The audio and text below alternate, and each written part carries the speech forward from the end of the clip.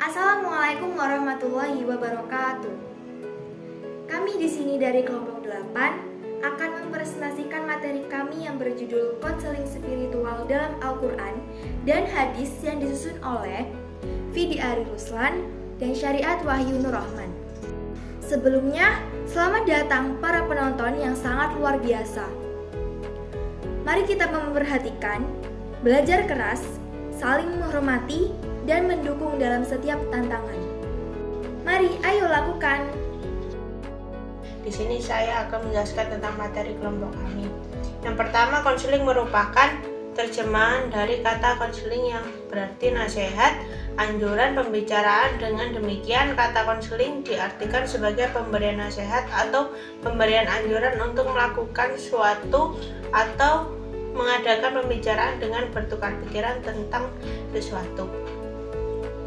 Dalam terminologi Islam, konsep spiritualisasi berhubungan langsung dengan Al-Quran dan Sunnah Nabi. Ayat Al-Quran dan perilaku Nabi Muhammad mengandung praktik serta makna spiritual.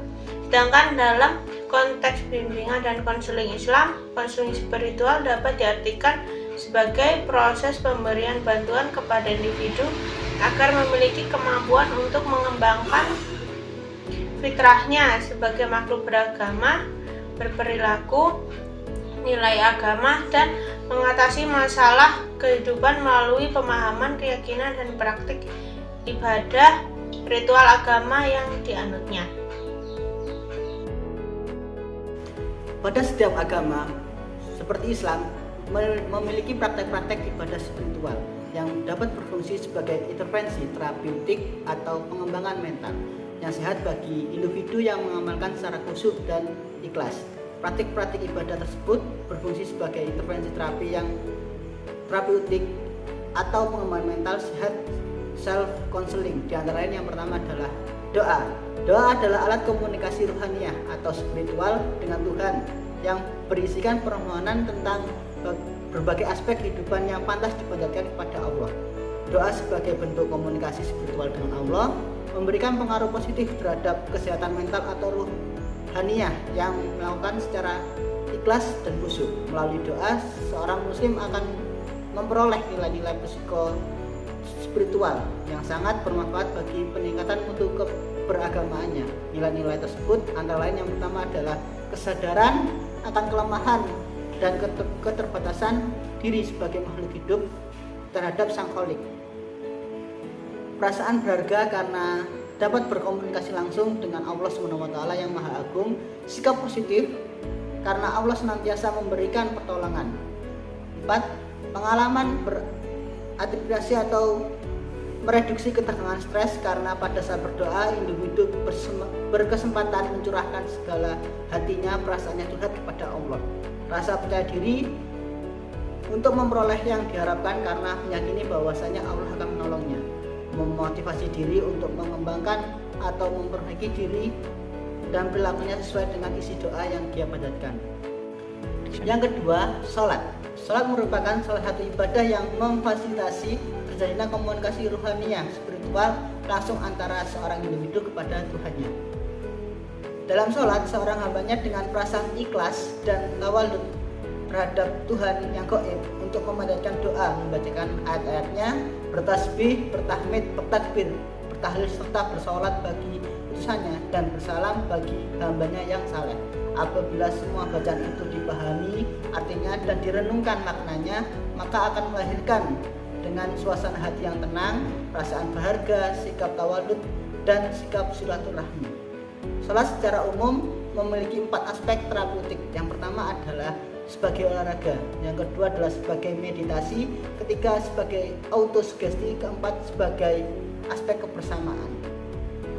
Yang ketiga setelah sholat yaitu adalah puasa.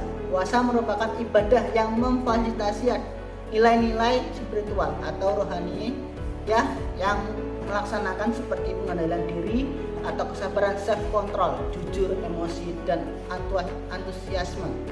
Al-Ghazali menyatakan bahwa hikmah puasa antara lain yang pertama adalah menjernihkan kalbu atau hati dan mempertajam pikiran.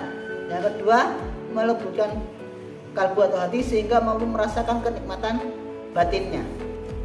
Ketiga, menjauhkan diri dari hal yang sombong. Yang perilaku ini yang sering mengakibatkan kita kelupaan, mengingatkan jiwa manusia akan cobaan dan azab Allah sehingga berhati-hati dalam memilih makanan.